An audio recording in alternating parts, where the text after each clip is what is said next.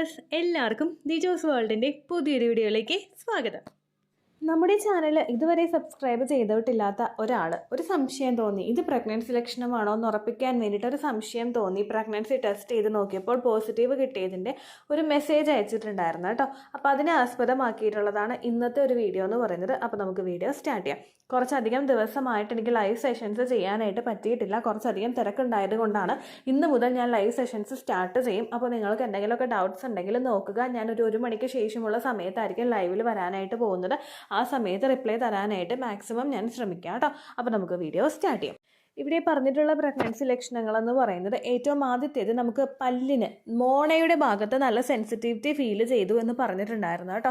നമ്മൾ പറയുന്ന തരത്തിലുള്ള പല പ്രഗ്നൻസി ലക്ഷണങ്ങളും അല്ലെങ്കിൽ നമ്മൾ കണ്ടറിഞ്ഞതോ ആദ്യത്തെ പ്രഗ്നൻസിക്ക് നമുക്ക് അനുഭവിച്ചതുമായിട്ടുള്ള പല പ്രഗ്നൻസി ലക്ഷണങ്ങളും രണ്ടാമതൊരു പ്രഗ്നൻസിക്ക് നമുക്ക് എക്സ്പെക്ട് ചെയ്യാനായിട്ട് പറ്റില്ല. അതുപോലെ തന്നെ ഇപ്പോൾ നിങ്ങളുടെ ചേച്ചിക്ക് ഉണ്ടായതോ നാത്തൂനുണ്ടായതോ ആർക്കുണ്ടായതാണെങ്കിലും ആ ഒരു പ്രഗ്നൻസി ലക്ഷണം തന്നെ നിങ്ങൾക്കും ഉണ്ടാകണമെന്ന് നമുക്ക് പറയാനായിട്ട് ഒട്ടും തന്നെ സാധിക്കില്ല.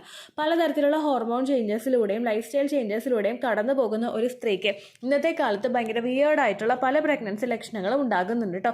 അതുകൊണ്ട് നമ്മൾ സീരിയലിൽ കണ്ടതോ സിനിമയിൽ കണ്ടതായിട്ടുള്ള തലകറങ്ങി വീഴലോ വോമിറ്റിംഗ് ടെൻഡൻസിയോ വോമിറ്റ് ചെയ്യലോ ഒന്നും ഒട്ടുമിക്ക സ്ത്രീകൾക്കും ഇന്നത്തെ സിറ്റുവേഷൻസിൽ ഉണ്ടാകുന്നില്ല. അപ്പോൾ നമ്മുടെ ബോഡീനെ വേണം നമ്മളൊരു ബെസ്റ്റ് ഫ്രണ്ടായിട്ട് കൺസിഡർ ചെയ്യാൻ വേണ്ടിയിട്ട്. ഓരോ സമയത്തും ഓരോ സൈക്കിളിലൂടെയും ഓരോ ഫേസിലൂടെയും നമ്മൾ കടന്നു പോകുന്ന സിറ്റുവേഷൻസിൽ എന്തെല്ലാം ചേഞ്ചസ് ആണ് നമ്മുടെ ബോഡിയിൽ ഉണ്ടാകുന്നത് എന്ന് നമ്മൾ സൂക്ഷ്മമായിട്ട് തന്നെ നിരീക്ഷിക്കുകയും വേണം. അതിലെന്തെങ്കിലും ഒരു വ്യത്യാസം അല്ലെങ്കിൽ എന്തെങ്കിലും ഒരു മാറ്റങ്ങൾ ബോഡി നിങ്ങൾക്ക് പറഞ്ഞുതരാൻ ശ്രമിക്കുകയാണെങ്കിൽ അത് നിങ്ങൾ കൃത്യമായിട്ട് മനസ്സിലാക്കി എടുക്കാനായിട്ടും നോക്കണം കേട്ടോ. കാരണം എന്ത് തരത്തിലുള്ള ചേഞ്ചസ് ബോഡിയിൽ വന്നു കഴിഞ്ഞാലും അപ്പം തന്നെ അതിൻ്റെ ഒരു റിഫ്ലെക്സ് നമുക്ക് തിരിച്ചറിയാനായിട്ട് സാധിക്കും. അപ്പോൾ ആ കാര്യം നിങ്ങൾ പ്രത്യേകം ശ്രദ്ധിക്കാം. ഇവിടെ ഏറ്റവും ആദ്യം പറഞ്ഞിട്ടുള്ളൊരു പ്രഗ്നൻസി ലക്ഷണം എന്ന് പറയുന്നത് ഗം സെൻസിറ്റിവിറ്റിയാണ്. നമ്മുടെ മോണയിൽ ഭയങ്കരമായിട്ട് വേദന അനുഭവപ്പെടുന്നത്.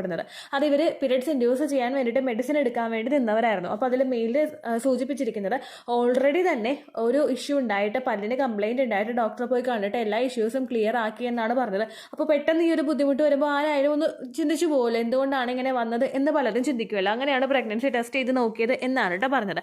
പ്രഗ്നൻ്റ് ആയിട്ടുള്ള ഒരു സ്ത്രീക്ക് മോണയിൽ ബുദ്ധിമുട്ടുകൾ ഉണ്ടാകുമെന്ന് ചോദിച്ചു കഴിഞ്ഞാൽ തീർച്ചയായിട്ടും മോണയിലെ ഭാഗത്ത് മാത്രമല്ല നമ്മുടെ വായുടെ മൊത്തം ഏരിയയിൽ നിങ്ങൾക്ക് പല്ലിനല്ലാതെ ബാക്കി ചുറ്റുമുള്ള ഭാഗത്തൊക്കെ നിങ്ങൾക്ക് വേദന അല്ലെങ്കിൽ ഒരു വീക്കം പോലെ അനുഭവപ്പെടാനായിട്ട് ചാൻസ് ഉണ്ട് കേട്ടോ. എന്തുകൊണ്ടാണ് ഇങ്ങനെ സംഭവിക്കുന്നത് നോക്കാം. കാരണം കൂടുതലായിട്ട് ചേഞ്ചസ് നമുക്ക് വയറിലും ബ്രസ്റ്റിലും ഒക്കെ ഉണ്ടാകുമ്പോൾ എന്തുകൊണ്ട് മോണയിൽ നമുക്ക് ചേഞ്ചസ് ഉണ്ടാകുന്നതെന്ന് ഡീറ്റെയിൽഡ് ആയിട്ട് നോക്കാം കേട്ടോ.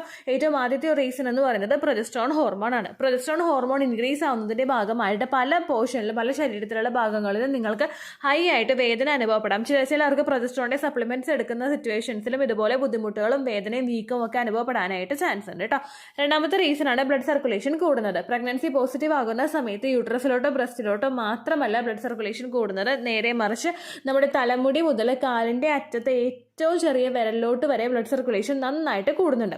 ഇത് കൂടുന്നതിൻ്റെ ഭാഗമായിട്ട് നിങ്ങൾക്ക് ആ ഒരു അതിന് ചുറ്റുമുള്ള ബ്ലഡ് വെസൽസ് ഒക്കെ ഒന്ന് വികസിച്ച് വരുന്നതിൻ്റെ ഭാഗമായിട്ട് നിങ്ങൾക്ക് പല്ലിലെ ഒരു വീക്കം പോലെ ഇടയ്ക്കിടയ്ക്ക് ഇങ്ങനെ ഇരുന്ന് വിങ്ങുന്നത് പോലുള്ള ഒരു സെൻസേഷൻ നിങ്ങൾക്ക് അനുഭവപ്പെടാം കേട്ടോ.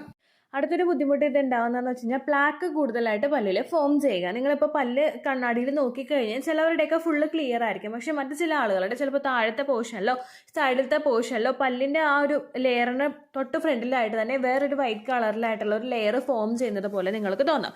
പ്രഗ്നൻസി പോസിറ്റീവ് ആവുന്ന സമയത്ത് ഈ പ്ലാക്ക് കൂടുതലായിട്ട് ഫോം ചെയ്യാനായിട്ടുള്ള സിറ്റുവേഷൻസ് ഉണ്ട്. ഇതിങ്ങനെ ഫോം ആയി വരുന്നതിനനുസരിച്ചിട്ട് നിങ്ങൾക്ക് കണ്ടിന്യൂസ് ആയിട്ട് ഈ ഒരു ഭാഗത്ത് വീക്കം അനുഭവപ്പെടാനായിട്ടുള്ള ചാൻസ് ഉണ്ട് കേട്ടോ.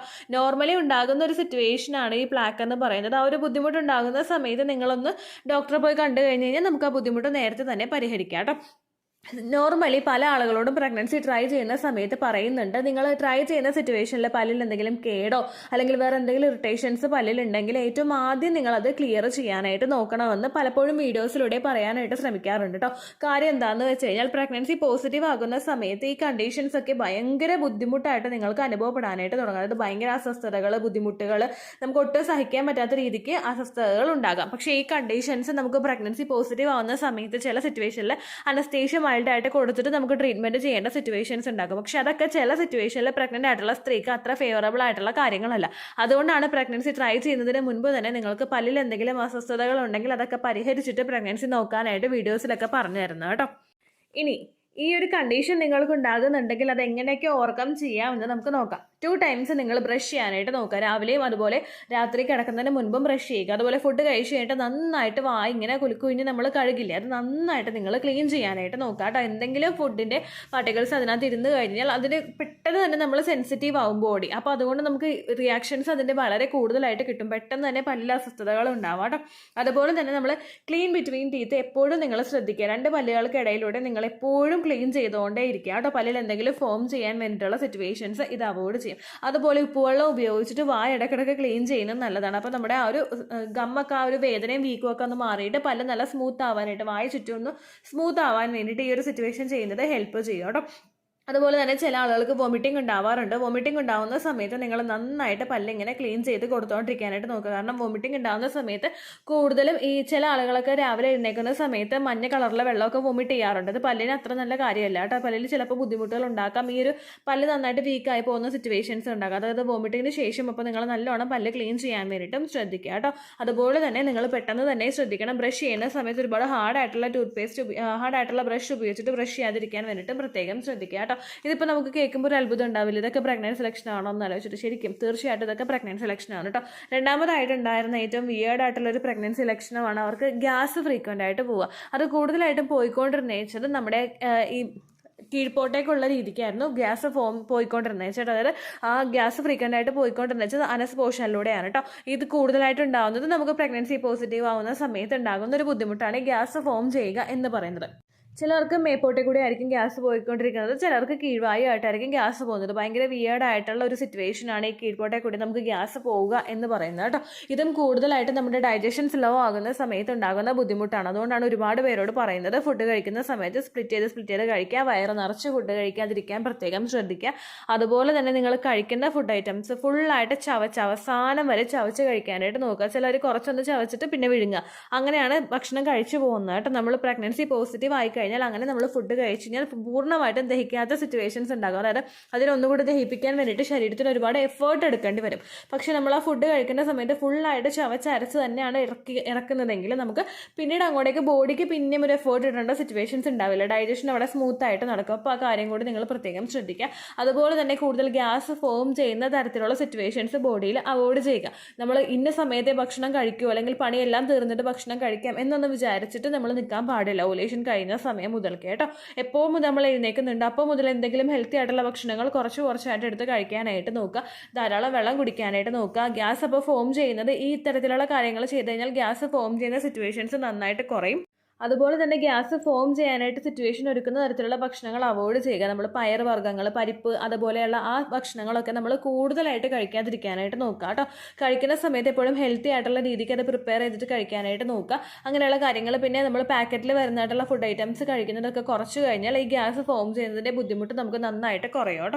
പ്രഗ്നൻസിയുടെ സ്റ്റാർട്ടിംഗ് സ്റ്റേജിൽ നമുക്ക് ഇതുപോലുള്ള ബുദ്ധിമുട്ടുകൾ ഉണ്ടാവുകയാണെങ്കിൽ പിന്നീട് അങ്ങോട്ടേക്ക് ബെല്ലി ഗ്രോ ആവുന്നതിനനുസരിച്ചിട്ട് കീഴ്പോട്ടേക്ക് പിന്നെയും പ്രഷർ വരാനായിട്ട് ചാൻസ് ഉണ്ട്. അപ്പോൾ ഈ കണ്ടീഷൻസ് നമുക്ക് കുറേയും കൂടി കൂടുതലായിട്ടേ വരുള്ളൂ കേട്ടോ. അങ്ങനെ നിങ്ങൾക്ക് ഓക്വേർഡ് ആയിട്ടുള്ള സിറ്റുവേഷൻസ് ഒക്കെ ഉണ്ടാകുന്നുണ്ടെങ്കിൽ ഡോക്ടറോട് ഒന്ന് കമ്മ്യൂണിക്കേറ്റ് ചെയ്യാനായിട്ട് നോക്കുക. ചില ആളുകൾക്ക് പറയാനായിട്ട് ബുദ്ധിമുട്ടാണ്. അങ്ങനെ നമ്മൾ ഇരുന്നിട്ട് കാര്യമില്ലല്ലോ. മാക്സിമം എല്ലാ കാര്യങ്ങളും ഡോക്ടറോട് ഷെയർ ചെയ്തിട്ട് അതിനനുസരിച്ചിട്ടുള്ള മെഡിസിൻസ് ഒക്കെ എടുക്കാനായിട്ട് നോക്കുക കേട്ടോ. ചില ആളുകൾക്ക് അയാളുടെ മെഡിസിൻ ഒക്കെ എടുക്കുന്നതിൻ്റെ ഭാഗമായിട്ട് കോൺസ്റ്റിപ്പേഷനും അതുപോലെ ഇങ്ങനെയുള്ള ഫ്രീക്വൻ്റ് ആയിട്ട് ഗ്യാസ് പോകുന്ന സിറ്റുവേഷൻസ് ഒക്കെ ഉണ്ടാകും.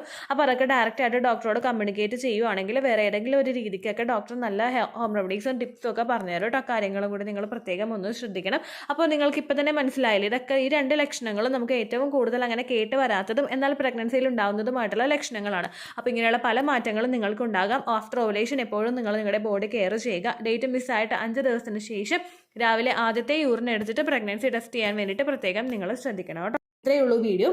യൂസ്ഫുൾ ആയി കാണുമെന്ന് വിശ്വസിക്കുന്നു. യൂസ്ഫുൾ ആവുന്നുണ്ടെങ്കിൽ ലൈക്ക് ചെയ്യുക, ഫ്രണ്ട്സിനൊക്കെ ഷെയർ ചെയ്ത് കൊടുക്കുക കേട്ടോ. എന്തെങ്കിലും സംശയം ഉണ്ടെങ്കിൽ നിങ്ങൾ കമൻസിൽ ചോദിക്കുക. പണ്ടത്തെ വീഡിയോയ്ക്ക് കമൻസ് ഇടുന്നവർക്ക് റിപ്ലൈ ലഭിക്കുന്നില്ലെങ്കിൽ ലേറ്റസ്റ്റ് ആയിട്ട് ഞാൻ ഏത് വീഡിയോ ആണോ അപ്ലോഡ് ചെയ്യുന്നത് അതിന് താഴെ കമൻറ്റ് ഒന്ന് കോപ്പി പേസ്റ്റ് ചെയ്യാനായിട്ട് ശ്രദ്ധിക്കുക കേട്ടോ. അതുപോലെ ഓവുലേഷൻ ഡേറ്റ് കാൽക്കുലേറ്റ് ചെയ്ത് തരാനായിട്ട് റിക്വസ്റ്റ് ചെയ്യുന്ന ആളുകൾ എത്രയാണോ സൈക്കിൾ ലെങ്ത് അത് മെൻഷൻ ചെയ്യാനായിട്ട് ശ്രദ്ധിക്കുക. സൈക്കിൾ ലെങ്ത് എന്നതുകൊണ്ട് ഉദ്ദേശിച്ചത് ഓരോ മാസവും എത്ര ദിവസം കൂടുമ്പോഴാണോ ബ്ലീഡിങ് വരുന്നത് അതാണ് സൈക്കിൾ ലെങ്ത്.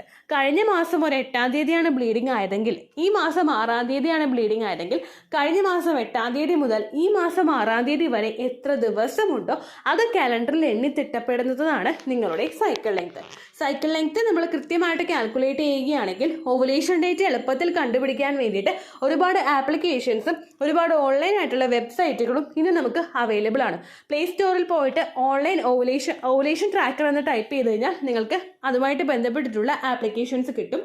അത് പറ്റുന്നില്ല എങ്കിൽ ഗൂഗിളിൽ പോയിട്ട് ഓൺലൈൻ ഓവുലേഷൻ കാൽക്കുലേറ്റർ എന്ന് ടൈപ്പ് ചെയ്ത് കഴിഞ്ഞാൽ അതുമായിട്ട് ബന്ധപ്പെട്ടിട്ടുള്ള വെബ്സൈറ്റുകൾ നിങ്ങൾക്ക് കിട്ടും.